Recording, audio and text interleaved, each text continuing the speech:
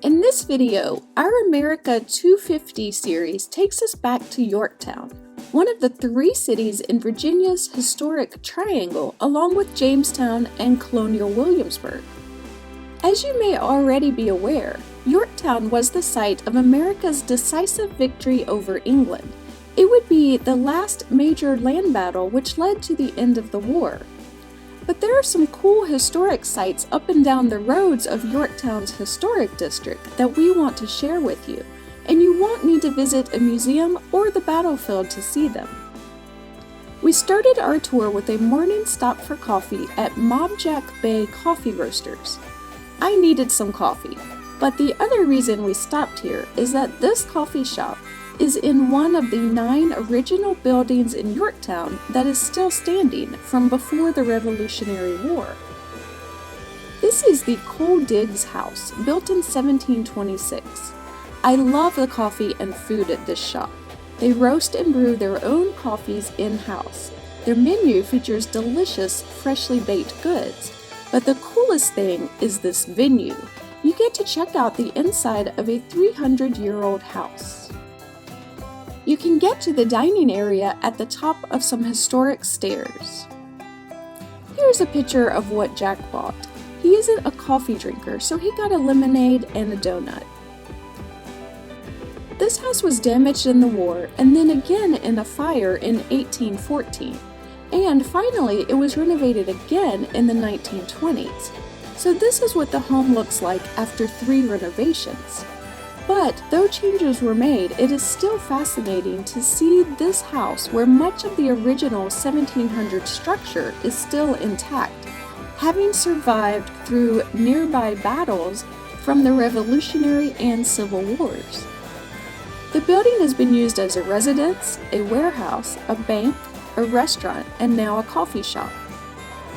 Nearby the coffee shop is a reconstructed doctor's office from the Revolutionary era.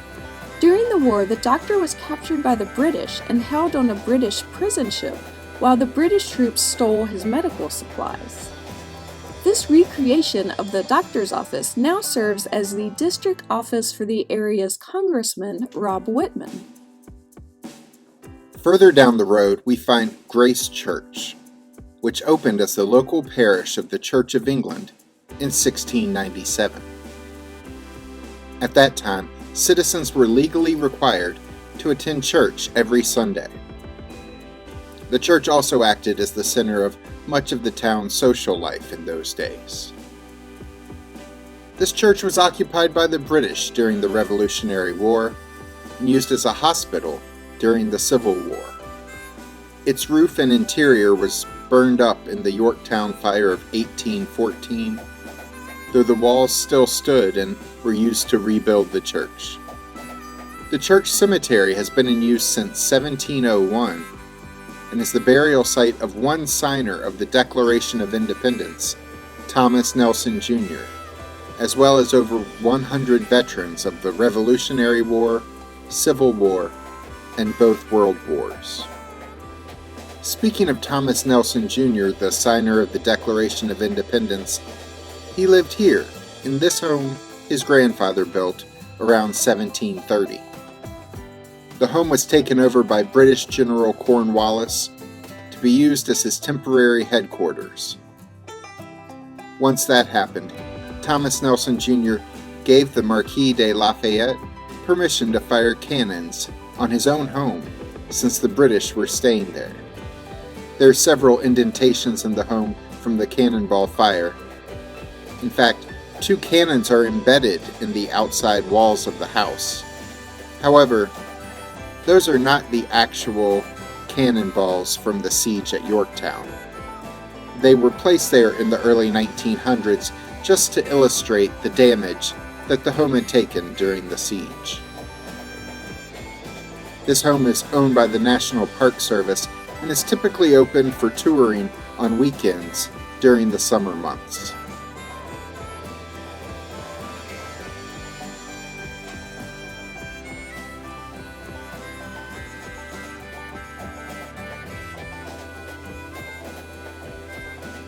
As you walk through the historic district, there are signs all over the place describing what happened in each plot of land you pass, like this sign stating that this plot of land is where mercenary units from Germany camped, who were in town to help the British take down the Americans.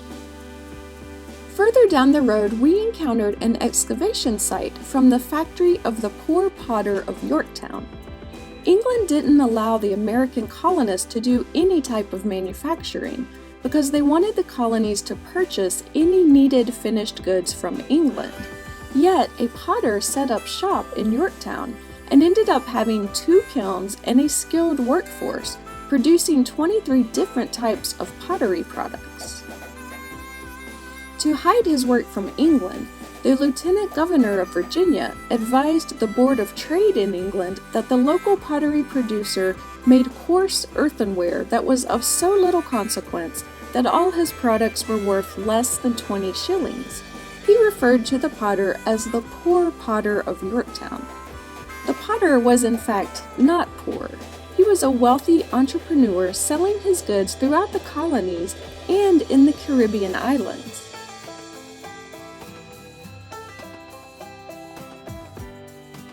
Next, we got to tour the inside of the Yorktown Custom House. Built in 1721, this is one of 2 surviving colonial storehouses in Virginia. Inside the door is an opening in the ceiling where goods could be pulled up to the 2nd floor if needed using a pulley system.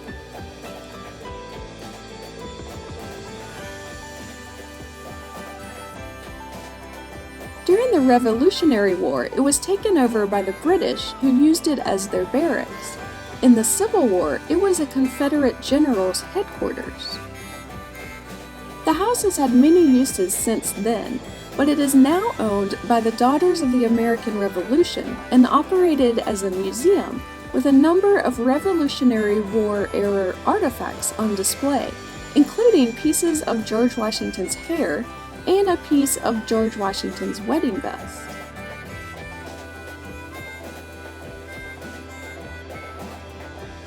They open the Custom House for free tours on Sundays from 1 p.m. to 4 p.m.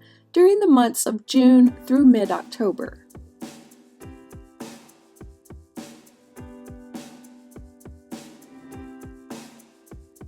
The house includes a small gift shop.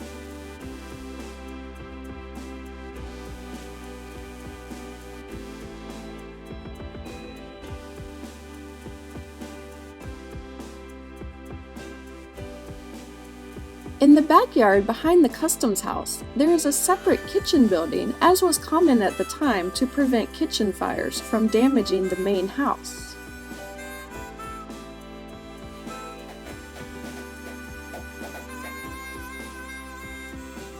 We also got to see the yard and gardens behind the buildings.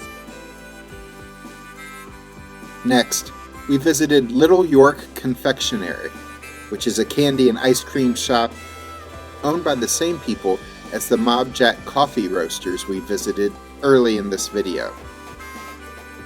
This shop is located in the historic Somerwell House, built around 1696. The building was used as a hospital during the Civil War, and was also used as a hotel at some point in the past. Today it's owned by the National Park Service, as is the Diggs House, where the Mob Jack Bay coffee shop is located. You can go inside and shop through the souvenirs and the treats as you check out the over 300-year-old house.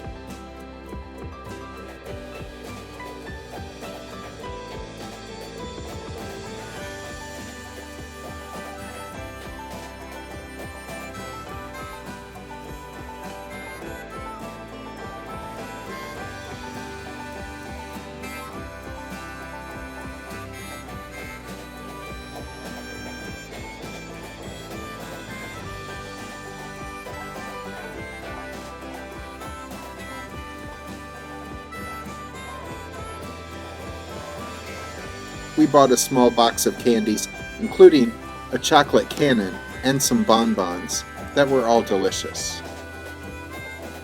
This building is also the headquarters for a steamer wagon tour company where you can ride a steamer wagon through historic Yorktown and the battlefield while the tour guide explains what you're seeing along the way. This is one of several different tours you can take of the Yorktown area.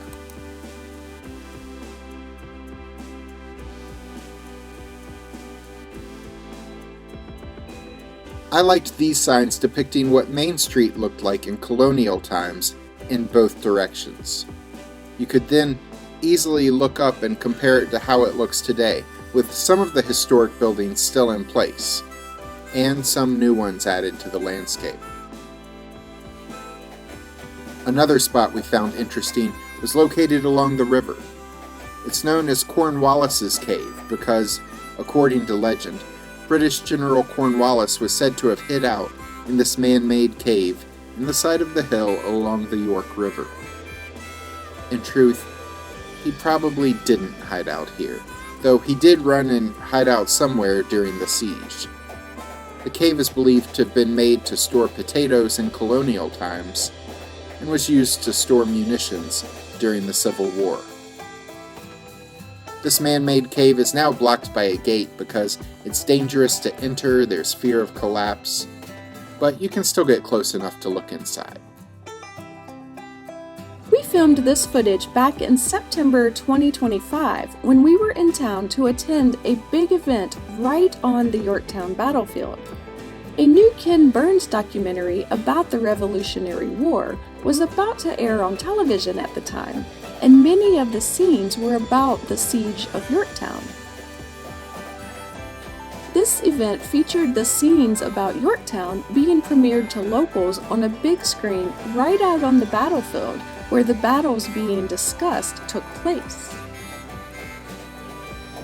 Since General Cornwallis and his British troops had holed up in Yorktown, taking over a bunch of buildings, General George Washington, Alexander Hamilton, Marquis de Lafayette, and about 9,000 American troops brought the battle to the Brits there as the French Navy blocked the river, so the British fleet couldn't sail up to Yorktown to rescue Cornwallis as he was expecting.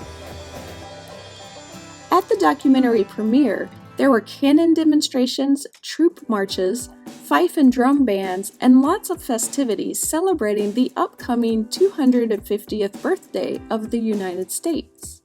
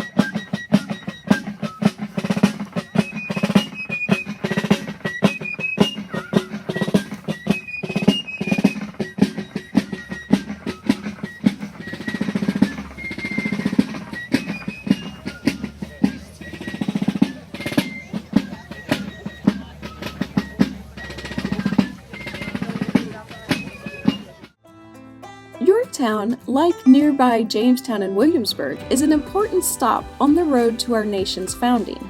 We love the area and suggest that you check it out if you can in the coming days as we celebrate the quarter of a millennium that our country has been in existence.